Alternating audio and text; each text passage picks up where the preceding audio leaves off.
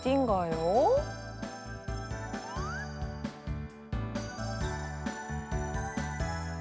안녕하세요. 글로컬 머니로 인사드리는 김민 기자입니다. 저는 지금 미국 캘리포니아주 샌디에이고 세계 최대 규모의 암 연구 학술 대회 AACR 2026 현장에 와 있습니다. AACR은 미국 암 연구학회의 약자인데요. 암을 연구하는 전 세계 석학들이 한 자리에 모이는 학술 대회에 올해 2만 명이 넘는 연구자들이 등록했다고 합니다. 그런데 여기서 눈에 띄는 게 있습니다. 한국 기업들이 당당한 존재감을 드러내고 있다는 사실입니다. 암 정복에 나선 K바이오, 그 현장을 지금부터 함께 가보시죠. 암 분야에서도 우리나라가 큰 역할을 하고 있다고요? 지금도 무척 사람이 많습니다. 아까 시작했을 때 총 2만 2천 명 정도가 오늘 온다고 했는데 사람들도 꽤 많고요. 자, 이제 들어가 보겠습니다. 화구통 아니에요? 그 미대생들이 많이 들고 다니는 왜 종이 이렇게 똘똘똘똘 말아가지고 넣어 다니는.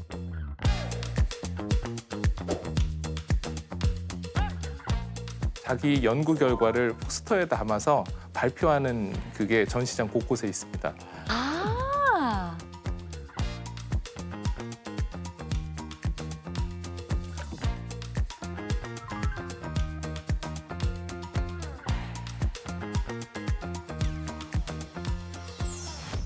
굉장히 학구적인 분위기입니다. 학회 같기도 하고.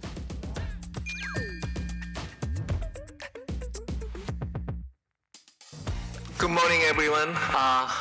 It's my pleasure and great honor to present results from phase 1-2 study on behalf of my co-investigators. Here we summarize the duration 우리나라 분이신 거죠? 네, 맞습니다. 지금 크고 작은 방들에서는 2026년 글로벌 항암 시장을 이끌 핵심 트렌드들이 차례로 발표되고 있습니다. 규정상 내용을 보여드릴 수는 없지만 요약해보면 암세포를 잘 죽일 수 있는 방법론부터 내성에 대한 고민, 표적 치료, 신규 임상 약물이나 암 관련 생존 빅데이터, 심지어는 연구자들에 대한 멘토링 등 암에 대한 모든 걸 다룹니다. 특히 주목할 만한 건 인공지능이 이제 단순한 데이터 분석 도구를 넘어서 생체 환경을 마치 메타버스처럼 가상 공간으로 구현해 임상 실험 자체를 시뮬레이션하는 수준까지 왔다는 점입니다. 비용을 줄이고 신약 개발 속도를 획기적으로 앞당길 수 있다는 기대감에 현장 연구자들의 반응이 상당히 뜨겁습니다. AI is changing everything, and cancer research is not excluded. When someone is diagnosed with cancer, people think that his life is done. But now, many cancers, people can survive 20, 15 years, and the people participating in this meeting are contributing a lot. The big thing is, of course, is AI. Yeah, AI is really helping all of us to understand big sets of data in a very short period of time. It used to take days and sometimes weeks to analyze a data set, and now it could take hours instead of days. Cancer is global, and so we can't just focus on what we're seeing in the United States, and I think having Korean participation is very critical to this. 이 전 세계 암 연구 분야의 권위자들이 한 자리에 모인 거네요. 맞습니다. 네, 이 AACR 2026 미국 암학회 연례회의라는 거잖아요. 와, 이게 암 연구 분야에서는 되게 중요한 학술 대회인가 봐요. 세계 최대 학술 대회 맞고요. 굉장히 많은 임상부터 해서 환자는 어떻게 해야 될 거며 또 데이터는 어떻게 나오고 있고 암에 대한 모든 거를 연구를 해서 마치 올림픽처럼 다 내놓는 자리입니다. 매년 업그레이드가 되겠네요. 예. 네. 네, 맞습니다. 이 바이오 관련해서는 정말 빼놓을 수 없는 정말 제가 이렇게 여러 번 강조하는 거 아시겠죠? 네. 정말 중요한 행사입니다.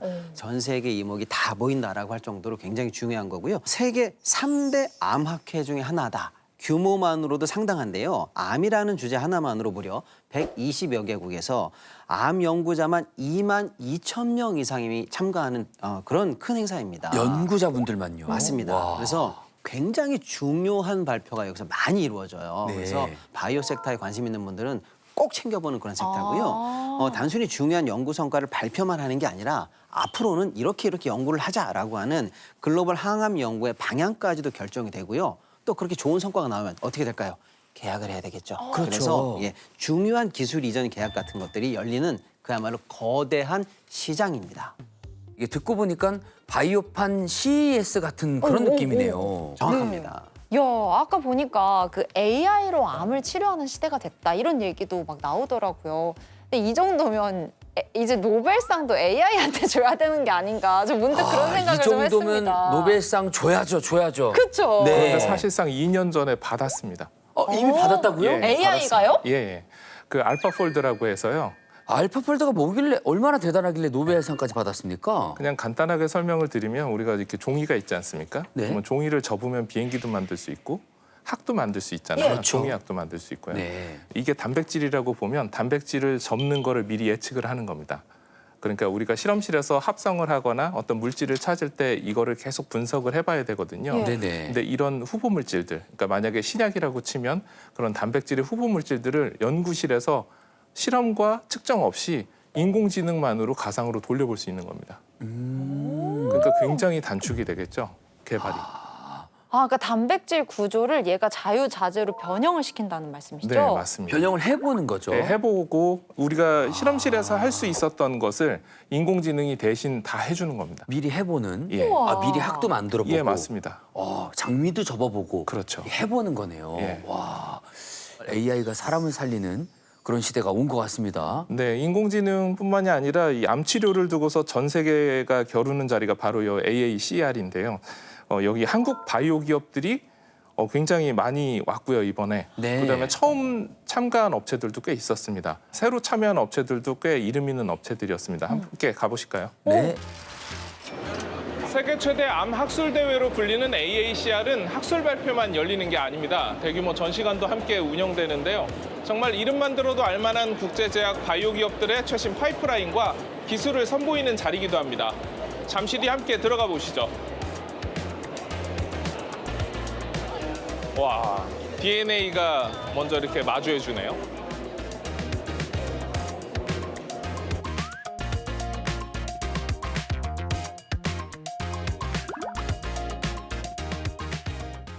저렇게 캔썰 암이라는 글자에 빨간 줄을 그어놨다는 건 널 없애겠어 이런 건가요? 정복의 의미죠.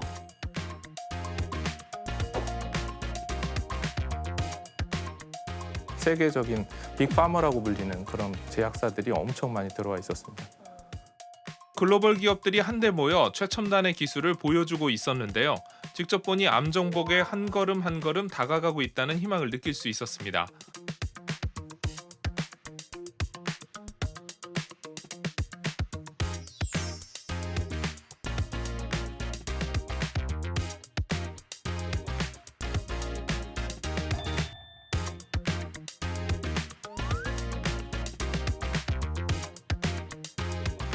전 세계 120개 국가와 기업이 부스를 차린 이 전시장에서 당당하게 자리를 잡은 한국 기업들이 있습니다. 수십 곳인데요. 단순한 참가 수준이 아니라 상당히 주목받고 있다고 하는데 무슨 이유인지 한번 들어가서 확인해 보겠습니다.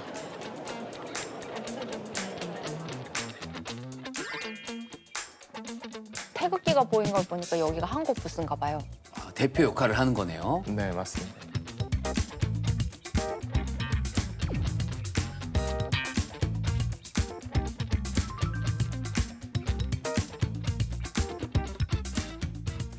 삼성 바이올로지.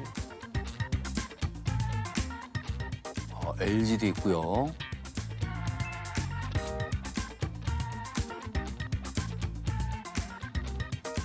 AI 즉 바이오 관련해서 주력을 하고 있는 것이 작년부터 진행한 공간 전사체 분석이라는 것이고요. 몸속에서 어떤 변화가 일어나는지를 실제로 공간적으로 보여줄 수 있는 분석을 해서 제공하는 것. 사실은 이제 저희들이 나와보면 저희들 기술력을 소개하면 외국인들도 상당히 좋아하는 그런 정도 수준까지는 올라와 있습니다. 오늘도 아스트라제네카라든가 몇 개 회사들이 찾아와서 같이 면담하고 같이 베링거 잉그라마에서 찾아왔었고 같이 이렇게 해보자는 그런 의논들을 했었습니다.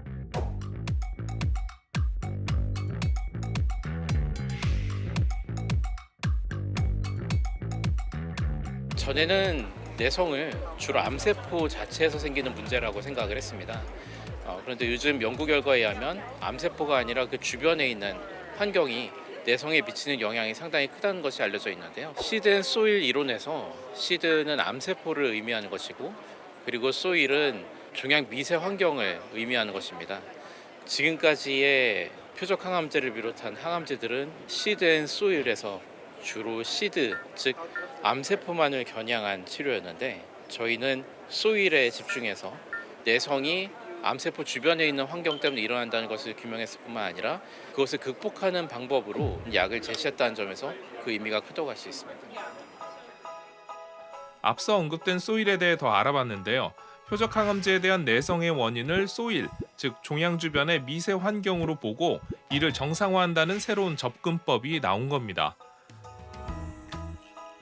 Historically, we developed drugs by just focusing on the tumor and focusing on DNA resistance, but increasingly over time, as we had cancer immunotherapies, antibody drug conjugates, and other drug classes, we've better come to understand that the stroma, the area around the tumor, is critical in the success of any anti-cancer strategy.